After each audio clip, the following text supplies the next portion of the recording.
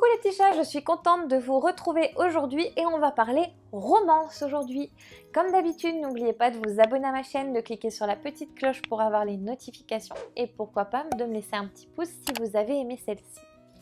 Alors voilà, aujourd'hui je vais vous parler donc d'un livre, déjà le titre m'avait énormément intriguée. Quelques savons de Marseille pour les pingouins. C'est de Sylvie Delaforêt, il est édité chez Amazon. Donc je vous mettrai le lien dans la description si vous souhaitez vous le procurer. Je vous fais comme d'habitude la lecture de la 4e de couverture et je vous donne mon avis. Après avoir perdu à un jeu stupide, Garance, marseillaise et fière de l'être, fait ses bagages pour se rendre à Humanaka. Une île perdue dans un forge du Groenlandais. Sur place, elle fait la connaissance de Laura, une Française expatriée devenue gérante de la seule épicerie du village. Mal à l'aise avec ce froid, cette nuit polaire et la fête de Noël qui arrive à grands pas, elle finit tout de même par se laisser séduire par la gentillesse des insulaires, leurs coutumes ancestrales, mais surtout par les faussettes d'un certain Iluak. Donc je vous raconte tout de suite mon avis. Alors déjà j'ai aimé cette rencontre un peu insolite entre Garance et Iluak. Et déjà le pourquoi. Pourquoi elle s'en va au Groenland en fait. On finit par savoir que dès le début on nous le sait, hein, c'est pas un secret, elle a été amoureuse d'un Italien qui lui a brisé le cœur, qui est parti avec une plus jeune qu'elle, une plus belle, une bimbo. Et il l'a laissée en plan. Donc en fait, elle décide sur un pari en fait avec ses copines de partir au Groenland pour pouvoir oublier son italien. Et donc elle part, elle va faire quelques heures de vol pour partir dans le froid où malheureusement c'est pas forcément la bonne période puisque là ils sont plongés dans le noir total.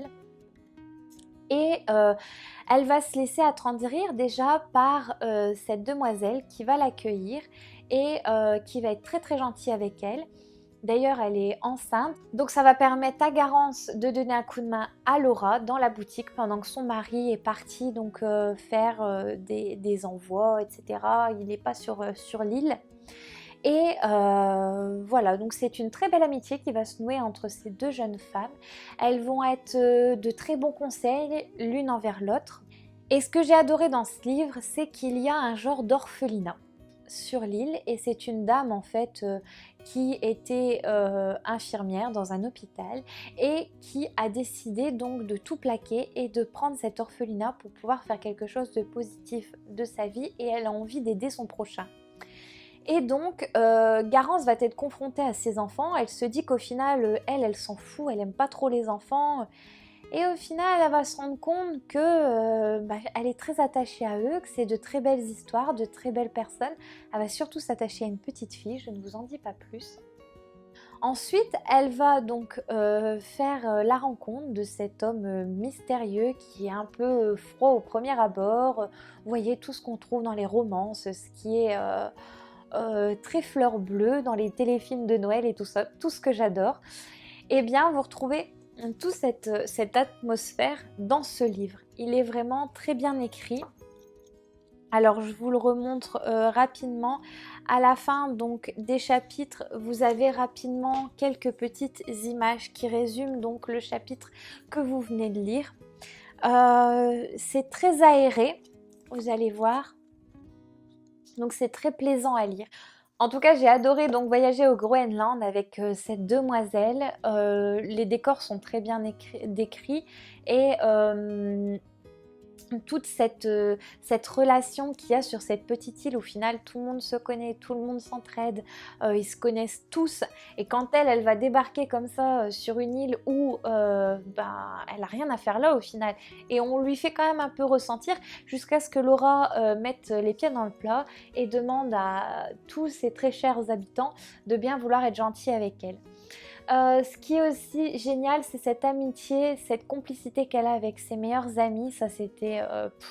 tout le monde rêve d'une amitié pareille et cette complicité.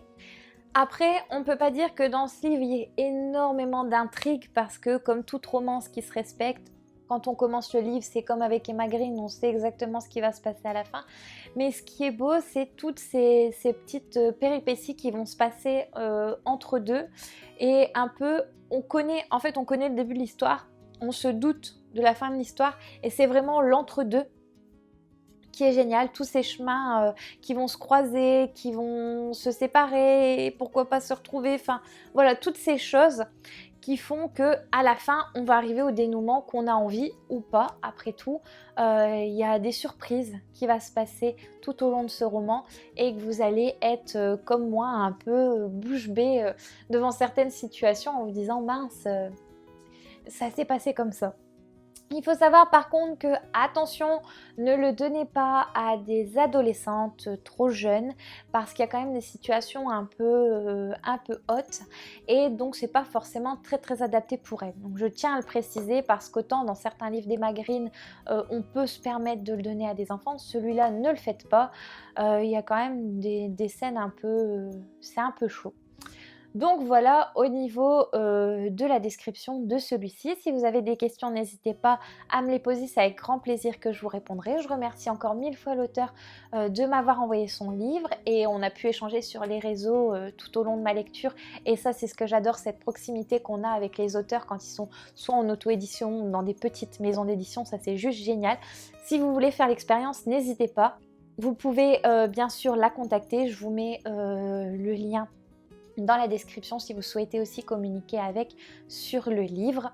Et en tout cas voilà, c'était une très belle histoire donc avec la magie de Noël hein, comme on les aime. Donc oui, je sais, on n'est plus à Noël, mais j'en avais encore besoin. Mais voilà, ce côté trop mignon, belle histoire d'amour, pari entre copines, voilà, c'était vraiment très beau, une solidarité, des paysages magnifiques qui donnent vraiment envie de rêver.